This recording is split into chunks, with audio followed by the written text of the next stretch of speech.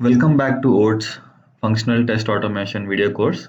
In this video course, we'll talk about the last asset type. We have covered data banks, object libraries, and scripts. So in this video session, we will learn about jar files. So before we even learn how to use jar files in OATS scripts, we first need to understand what is these jar files. Most of the Java programmers should be aware of this by default. But for giving you a brief understanding, it is a collection of huge number of packages and classes, and then maybe any resources associated to it. So you can simply think it as a zip file, considering having it, maybe a 5 classes or 10 classes, or maybe subfolders called packages, and you have more classes inside those things. So why people build these jar files is basically they want to help the Java programming community, and people write some common libraries which they can distribute to other people, whoever is searching on internet. So they create these jar files and leave it on the internet so that the Java programmers can search and download and use those jar files in their projects. So once they import these jar files into their project, they should be able to use whichever classes that are being included as part of the jar file. So similarly in Nodes, we have a facility to add a jar file and then make use of the classes that are available along with the jar files.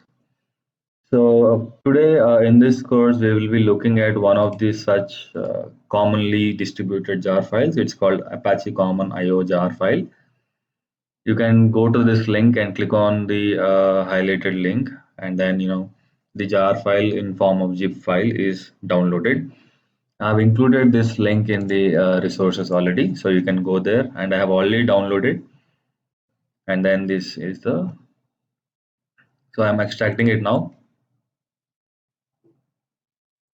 and you get this particular jar file. So I am planning to put all my jar files in the repository in a folder called jars. Okay. Now we will add this jar file into our script. So I already created this script called jar usage. It's a simple web project. So select jar files and click on add. And then in the jars folder, you will have jar. So mostly you don't have special characters. So I'm just putting it as, Apache Common IO. Okay. And then click OK. So the jar file is added as an asset to your script. Now we have to see how we can use one of those classes. Here I'm talking in this example, I will be talking about a class called file utilities.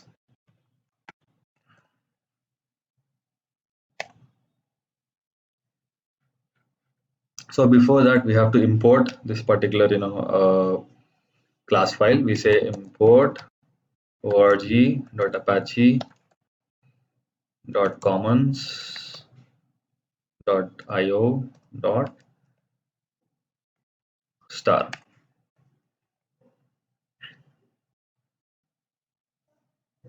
So if you press Control Spacebar, you can see that there is a file utils class under org Apache Commons IO. That is the package that we have imported here. Okay, you can say dot read file to string. Okay, this is a more simpler one, and then you have to give a file. So how file is given is like you need to create a file object here. File f is equal to new file. You can give any path to a file.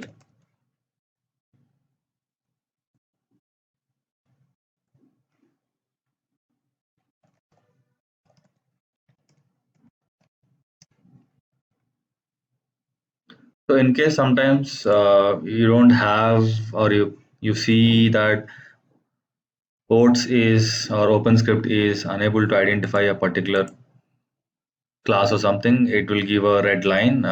So you can either move your cursor onto that, it will show you some fixes, or you can even say Control Shift O, and it will ask you which one do you want to import. I'm selecting the last one and clicking on finish. So here if you see a file is created and content is being read into this particular string, and now I can print it.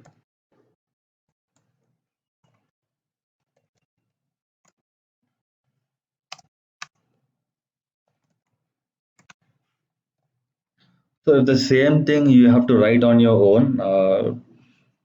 You may have to first create an output stream, input stream, and then read it line by line, and then put it in a string, append it to a string. So there is a lot of code that you have to write.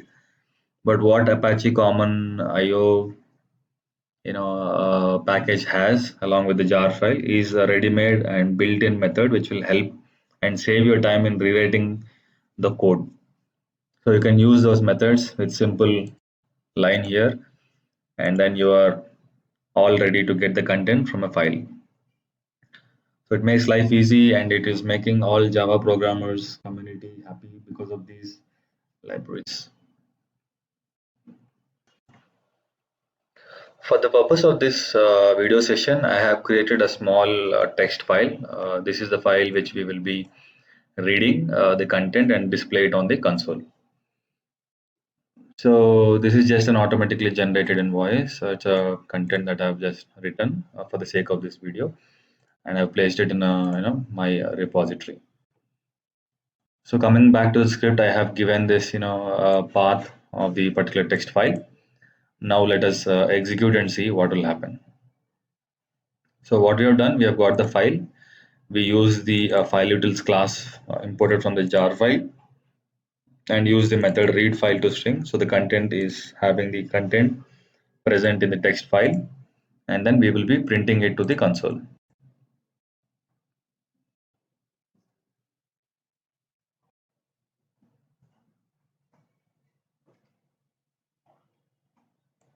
So if you see here, the entire data is printed on the console itself. So we were successfully able to read the contents of this file and displayed it onto the console. So this is how one can use the existing jar files